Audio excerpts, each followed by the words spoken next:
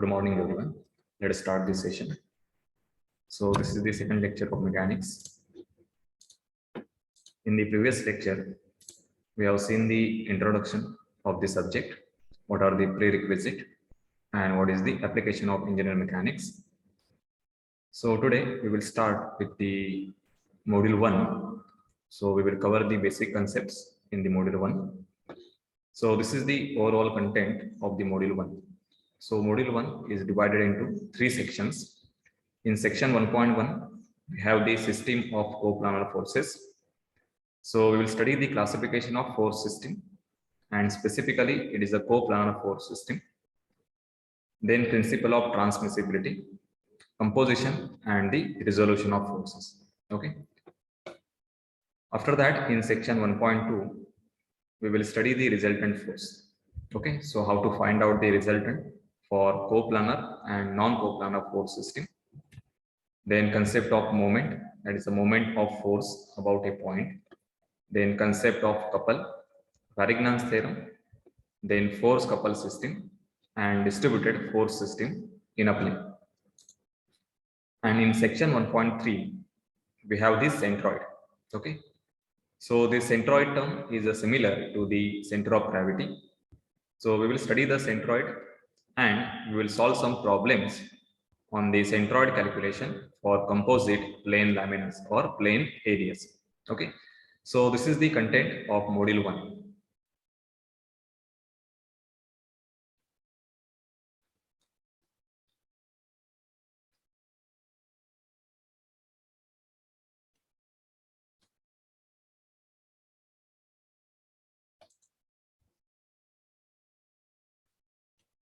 So yesterday I have explained what is meaning of system of forces. So system of forces is nothing but the group of forces. So on any object, if you have the forces more than one, then we can say it is a system of forces. So in the second example, you can see the number of forces are acting on the object. So it becomes a system of force. So this is one example where the two students, they are sitting on the bench. So each student will have the weight in the downward direction. And these two weights will be balanced by the reactions offered by these supports R1 and R2. Okay. So in this system, there are 4 forces. One is R1, R2, and this F1 and F2, or W1 and W2. Now the system of forces is classified as coplanar and non-coplanar. And coplanar is again classified as concurrent, parallel, and general force system. So coplanar means if the forces are acting in single plane. So you can see here example. So all these forces, so actually there are 4 tension. So tension in each cable. So all these tension vectors, they are lying in the horizontal plane. So this is again example for the coplanar force system. So on this board, there are 5 forces. Okay. So all these forces, they are lying in this plane only. So it becomes a coplanar force system. Here, one board is supported by 4 cables. So each cable will have some tension. Okay. And all these vectors, they are lying in this vertical plane. That is the plane of this board. Okay. So it becomes the coplanar force system. This is a non-coplanar force system where the forces are acting in different planes. So this is one practical example for the non-coplanar force system where the mobile tower is supported with the help of cables. So these cables, they are lying in the different planes. So tension in the cable T1, T2, T3. So these all tensions, they are directed in different directions and in different planes. Now, what is meaning of concurrent force system? If the line of action of all forces passes through a single point, then it is called as a concurrent force system. So in the first example, we have one rigid object, okay, and F1, F2, F3. 3 forces are acting on this rigid object, okay. but their line of action, that means the imaginary line. So you can see here dotted line, which is passing through the force vector. It is called as a line of action. So this line of action, they are meeting at a single point O. So it becomes the concurrent force system. In the second example, so two forces F1 and F2, they are acting on this hook. Okay. So the line of action of these forces, they are passing through the point O. So it is a concurrent force system. This is one practical example where the slab is lifted by the crane hook. Okay. So the tension in these two cables which are connected to the slab. So this tension T1 and T2, they are passing through this point. Okay. So this is one concurrent force system. Parallel force system means all the forces, they must be parallel to each other. Then general force system, it means non-concurrent, non-parallel. So you can see here force F1, F2, F3, F4, F5. So all these forces, they are acting in different points, acting on different points and different directions. Okay. So this is called as a general force system. Now we will see what is meaning of principle of transmissibility. So what is meaning of principle of transmissibility? A force being a sliding vector continues to act along its line of action and therefore makes no change if it acts from different point on its line of action on this same rigid object. So here you can see we have applied one force F.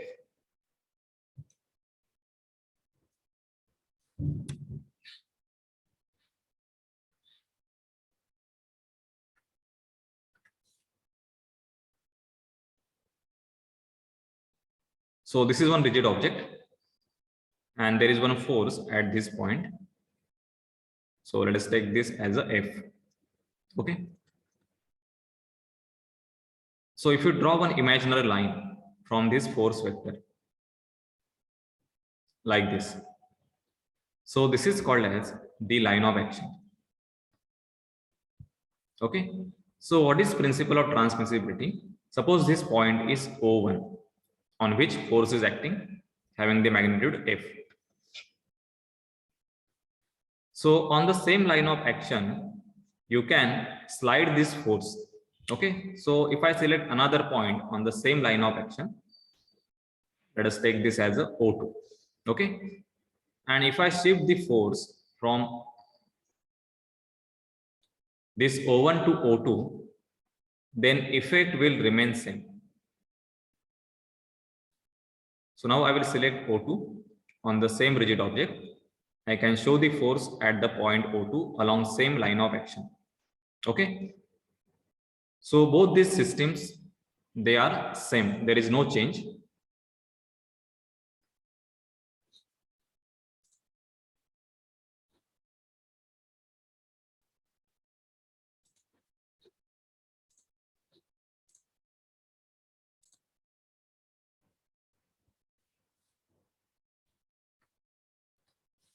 So from point O1, if I change the position of force F to another point O2 on the same line of action, okay, so there will not be any change in the effect. This is called as a principle of transmissibility. Okay, so you can shift the force along line of action from one point to the other point, and that is why we call force is a sliding vector. Sliding vector along its line of action on same rigid object.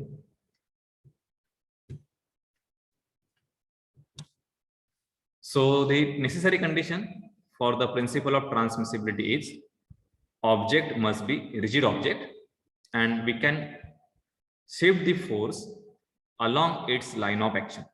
Okay, then and only then effect will not change, effect will remain same. So you can see the practical application for the principle of transmissibility with the help of one animation. So this is one cabinet and we are applying one force. So force is F at the point A. So effect of this force will be the object will receive some acceleration as per the Newton's second law. Okay. So object will start moving. So when we apply the force F, there will be acceleration A. Okay. So this object will receive the acceleration in the positive x direction, that is the A. Now if I draw the line of action, so this is the line of action which is passing through this force vector.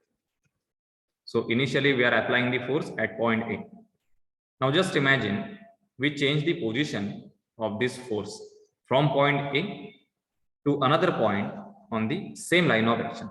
So if I select the point B, okay, now I can shift the force from point A to point B. So this is called as a sliding vector. Okay. So now if I change the position from point A to B, still the effect remains same. So it will have the same acceleration. So suppose initially its acceleration, let us take 2 meters per second square. After changing the position, its acceleration will remain same. It is a 2 meters per second square only. Okay. So you can see the effect. So this motion, it will have the same acceleration as that of the initial motion. Okay. So this is called as a principle of transmissibility. So now we will see the next point. So now we have seen the classification of force system. Okay. Then principle of transmissibility. Now we will discuss composition and resolution of forces.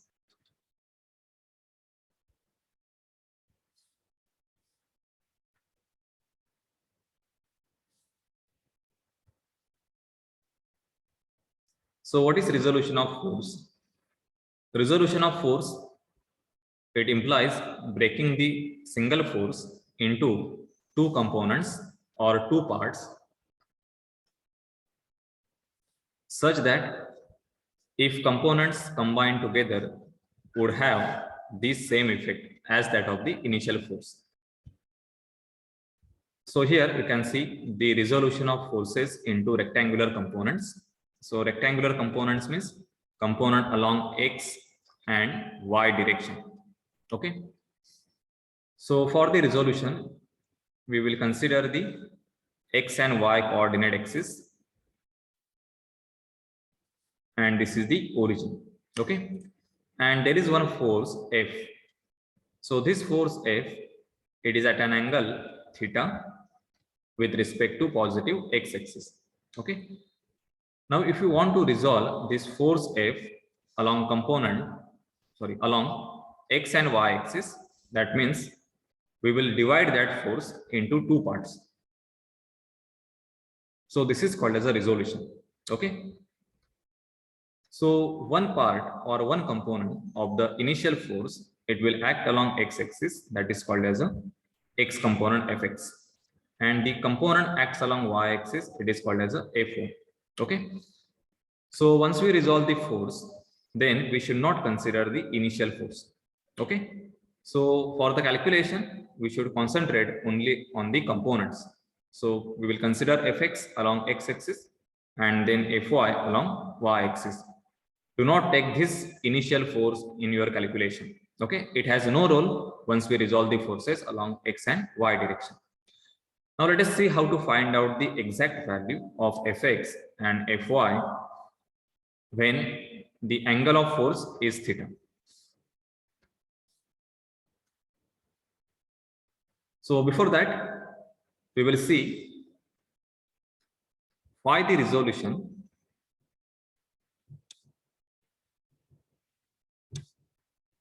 is important, or what is the need of the resolution of force. Okay. So here you can see there is one inclined plane. So angle of the plane, so this is the plane.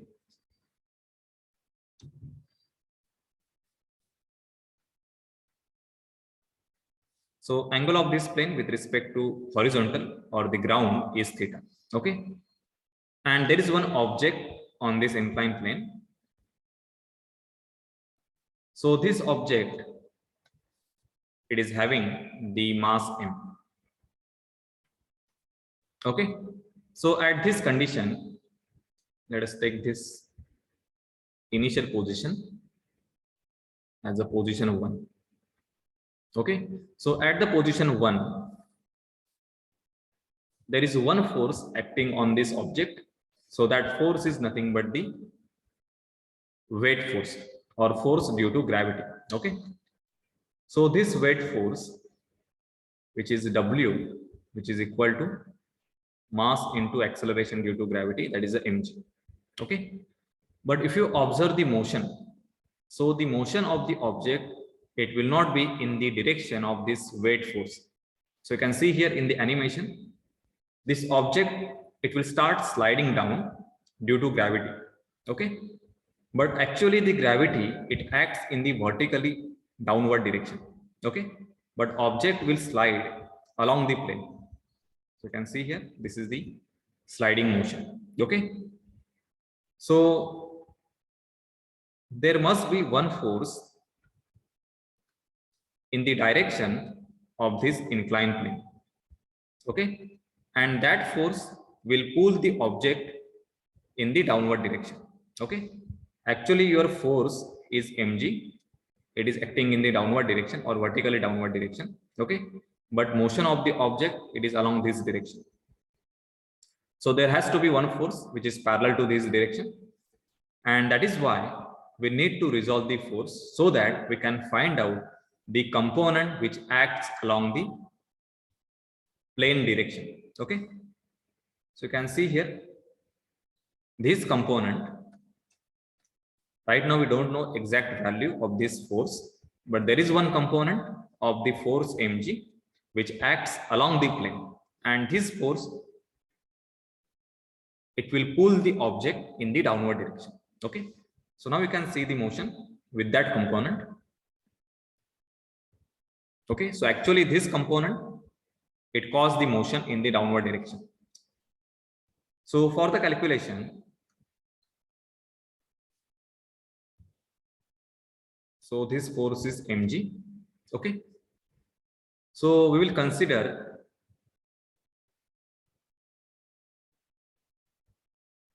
this as one perpendicular direction. So this becomes the y-axis. Okay. And the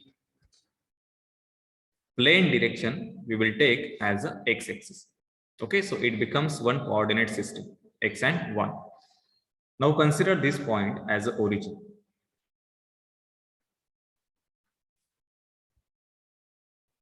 Okay. So this is your point O. So draw one vector which is parallel to x-axis. So we have already shown the vector. So this becomes the x component. Okay. Draw another vector parallel to y-axis.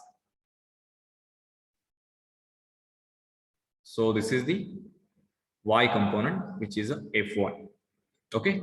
Now this angle, it is given as a theta. Okay. So if you observe this geometry, then this angle, it will be theta. Okay. Or you can use the trigonometry in order to calculate that angle. So just extend this line, then extend the force mg and extend this component. Okay. So let us take this point. This is point A, this is point B, and this is C.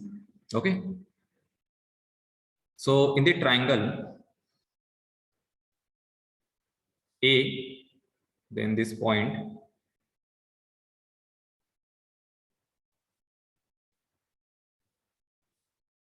so this is 90 degree. Okay. This is also 90 degree. Then this angle is theta. Okay. So this angle, so this will be 90 minus theta. Okay. So this is 90, this is 90 minus theta. So remaining angle will be theta.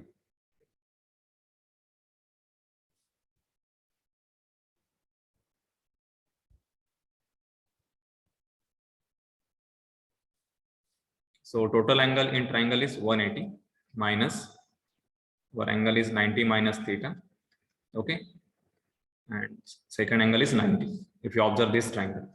Okay, so finally you will get this is 90 minus theta, so plus theta and minus 90.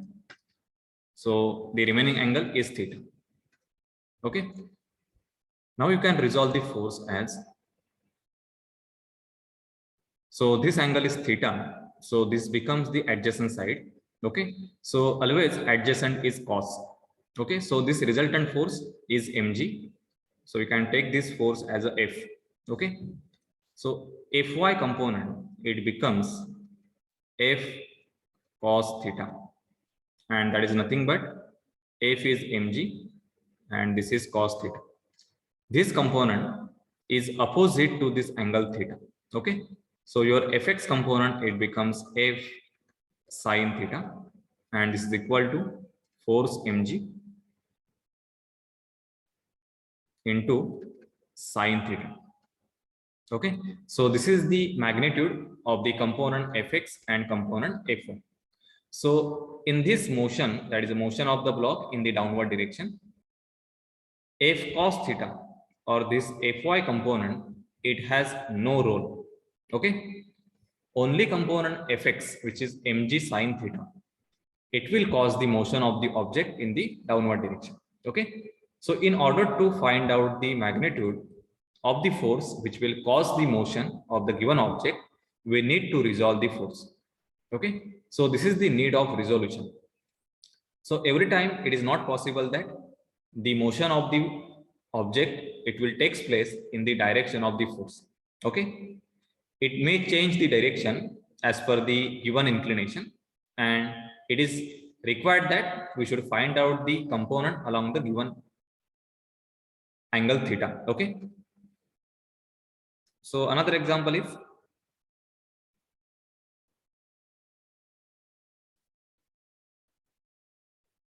suppose we have one trolley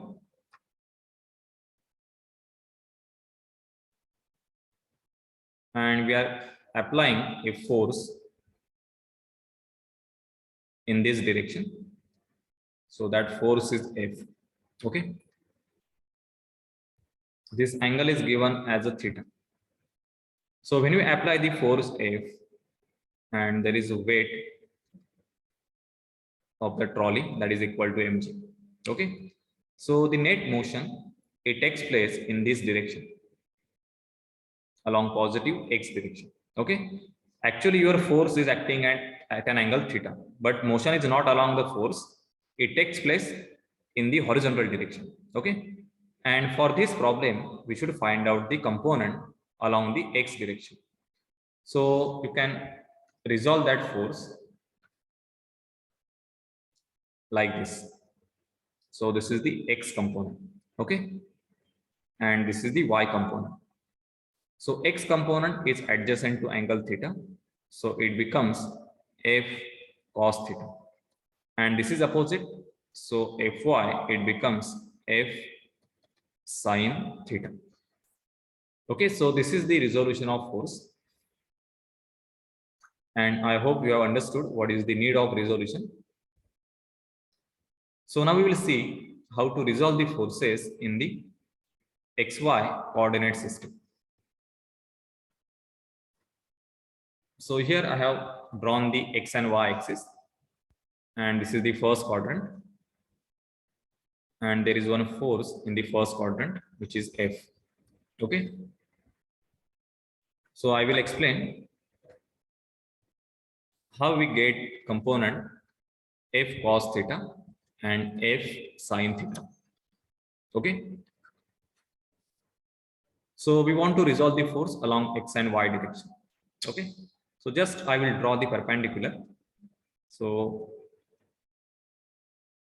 on the x-axis, so let us take this point as a M. This is origin, and I will take this point as a P. Okay, vector OP is equal to F. This is the magnitude of the force.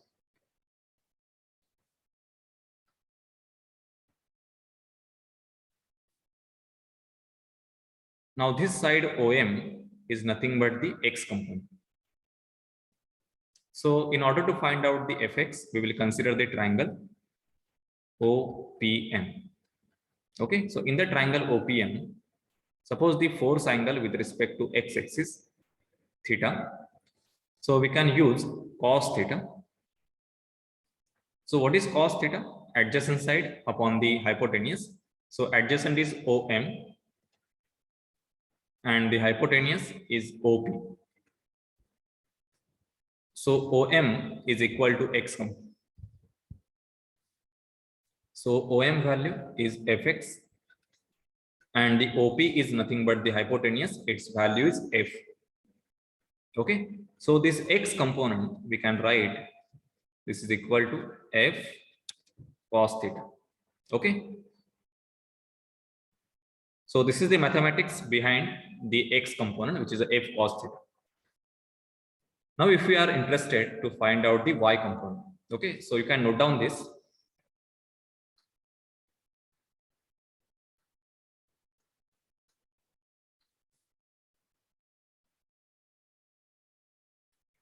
So force is F. This angle is theta. Okay. So again, you can construct the right angle triangle. So I will take this point P. This is O. Now just draw the perpendicular on the y-axis.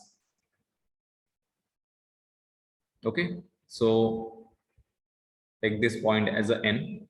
This is 90 degree. Now this component or this side ON is nothing but the y component. The component acts along the y-axis. Okay, so if you consider the triangle ONP, so in this triangle, we want to find out the value or the magnitude of the y component. Okay, so in this triangle, this angle is theta. So this angle, it will be theta because this NP is parallel to x-axis. Okay, so this becomes the alternate angle. So now you can use the sine theta. Okay, because we want opposite side. So the sine theta, this is equal to the opposite side is ON upon the hypotenuse is OP. Okay, so this is equal to Fy upon the net force F, that is nothing but OP. So this is sine theta, and therefore Fy this is equal to F sine theta. Okay, so this is the y component. So whenever we will solve the problem on the force resolution, we need not to follow this complete procedure. Okay, so just by observation of the given angle, whether it is given with respect to x or y axis, we can directly write down these values, f cos theta and f sin theta. Okay, so I will show how to write down these values directly.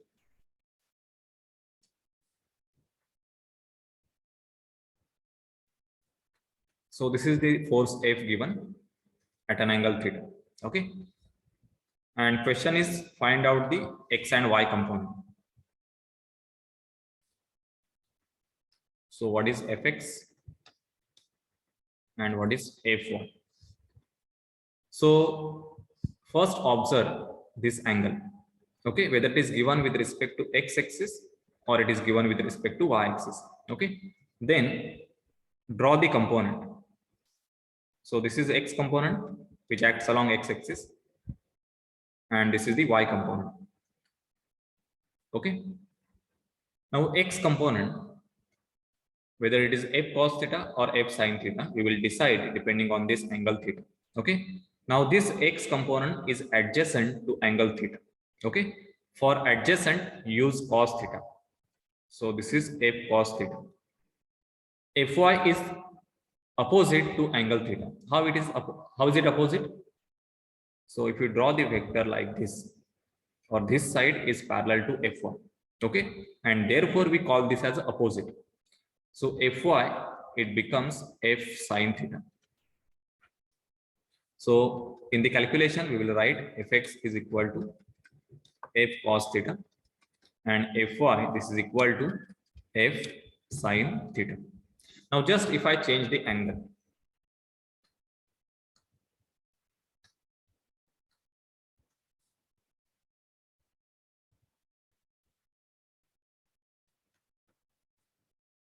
Now the angle is given with respect to y-axis. Okay. So your x and y component will change.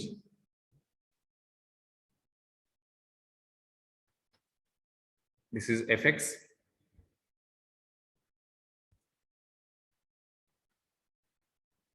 Now fy component, it becomes adjacent. So we will write this as f cos theta. Always remember, adjacent component is cos theta. And fx, it is opposite. So it is a f sin theta. Okay. So now here, we have considered the force F in the first quadrant. Okay. Now if I change the force,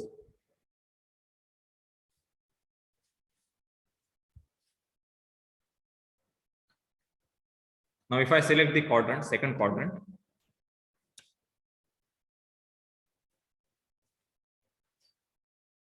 so this is the force F and this is angle theta. So its magnitude, it will change.